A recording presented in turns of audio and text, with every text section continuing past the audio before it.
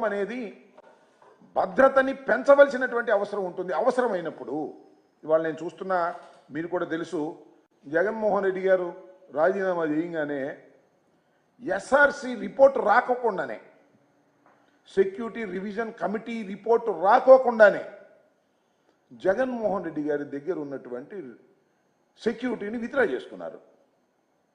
ఇదే ఆయన గేటు దగ్గర ఉన్న సెక్యూరిటీని తీసేశారు. ఈ రోడ్లోకి అందరినీ ఎలవ్ చేశారు.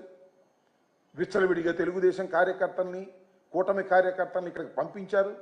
పంపించి ఈ గేటు దగ్గర గొడవలు చేయించారు. అపాస్పాలు చేయాలనే ప్రయత్నం చేశారు. అన్యాయంగా ప్రవర్తించేటటువంటి ప్రయత్నం చేశారు. ఇవన్నీ మీడియాలో ప్రసారం చేశారు.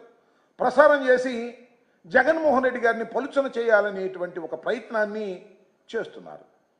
మీరు చూసే ఉంటారు, జగన్మోహన్ రెడ్డి గారి ఈ ఓటమి పాలైన తర్వాత ఇప్పుడు ప్రజెంట్ స్పీకర్ గారి దగ్గర ఒక ఆయన మాట్లాడుతూ ఉన్నాడు, జగన్మోహన్ రెడ్డి గారు ఓడిపోయాడు కానీ చచ్చిపోలేదు, చచ్చిపోతే తప్ప ఈ పార్టీ ఆ పార్టీ నాశనం కాదు అనేటువంటి మాట మాట్లాడిన తర్వాత, మళ్ళా మీరు సెక్యూరిటీని తగ్గించేటటువంటి ప్రయత్నం చేస్తున్న తర్వాత ఆయన భద్రతను గాలికి వదిలేసి ఏదో ఒక విధంగా ఆయనకి ప్రమాదంలోకి నెట్టివేయాలనేటువంటి ప్రయత్నం మీరు చేస్తున్నట్టుగా చాలా స్పష్టంగా అర్థమవుతున్నటువంటి అంశమని ఈ సందర్భంగా నేను చెప్పదలుచుకున్నాను.